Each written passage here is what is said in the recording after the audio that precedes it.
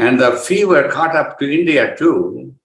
And it so happened we were lucky to have as a chief minister, Mr. Chandrababu Naidu, who was a visionary and had his own ideas on what we should do as a country.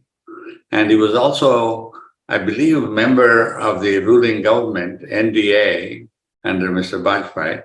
Anyway, and so there was a lot of discussion, and he invited Bill Gates to Hyderabad, who came, and he started using PowerPoint. And I was kind of amazed because I came into Hyderabad at that time, 97 and 98, and he was very proudly using PowerPoint.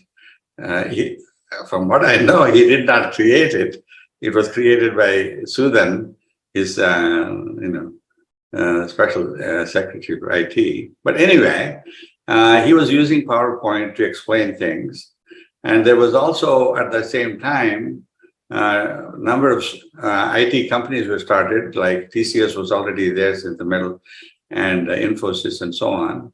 All of them, Devang Mehta, who was the, who created this NASCOM and became the first president, was kind of in Hyderabad, and together in this cauldron of activity in India, they came up with the idea we need to kind of create an institution which can train high quality professional in the information technology.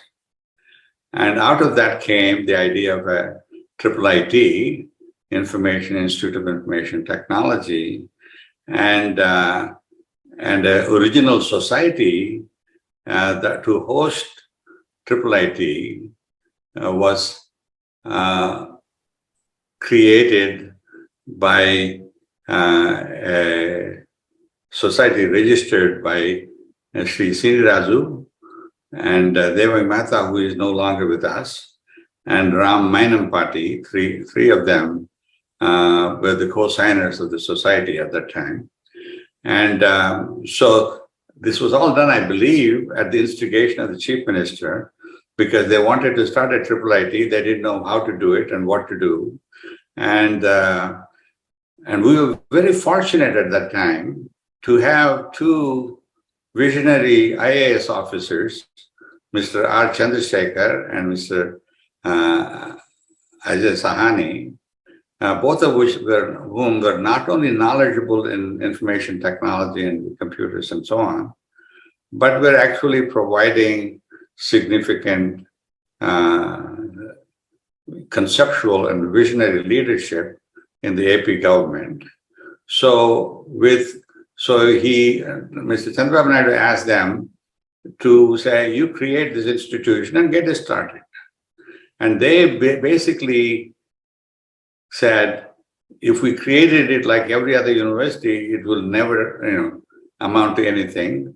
So they wanted to make it completely autonomous with no, any kind of no links or no control from any bureaucratic machinery in the government, which turns out to be the big problem for most of the other IIITs and other institutions that have been started. They have some umbilical cord to the government who still can control what they do.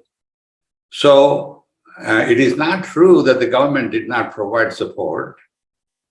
It turns out the land that IIIT is on is about 65 acres or so, and the buildings, original buildings that are still there, were all built for the High Court of Andhra Pradesh, who did not want to use it, did not want to move far away from the center of Hyderabad into the boondocks. And so that was given on a rental or a lease of 1 rupee per year. And that turns out to be a non-trivial amount, of support from the government. And all of this came about because Mr. Chandrasekhar and Mr. Sahani were able to kind of conceive of a way of doing things legally within the government without giving cash or without giving anything, to IIIT. At the same time, I got a call from Mr. Chandrababu Naidu. I was in the USA, and said, "We are starting this institution. We want you to be the president." I said, "Absolutely not. I can't be the president of the thing because I'm already fully employed and doing other things." This was the time I was the dean of the School of Computer Science at Carnegie Mellon, and also on the President's Information Technology Advisory Board, playing a key role. Later on, I became a co-chairman of the thing.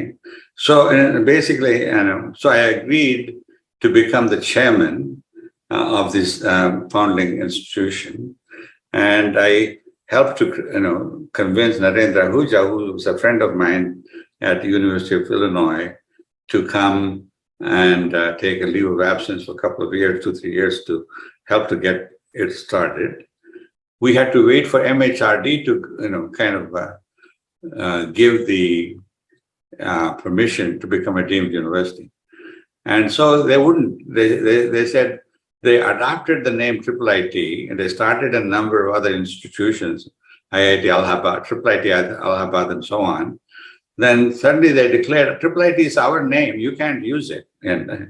And it turned out it was trademarked and copyrighted by IIIT Hyderabad, but that doesn't matter. It didn't matter because they were in power. Mr. Murali Manohar Joshi, who's was the minister for MHRD, and he said, "Nothing doing. You have to change your name." And secondly, of course, because Mr. Chandrababu Naidu was part of the government, he was able to twist the arms of the chief minister, the prime minister, and the minister for MHRD but they said, "You must change the name." So fortunately, inspired, we kind of changed it to international. That meant we get to keep the IIIT name intact. And so that's the history of how we became an international institute of information technology.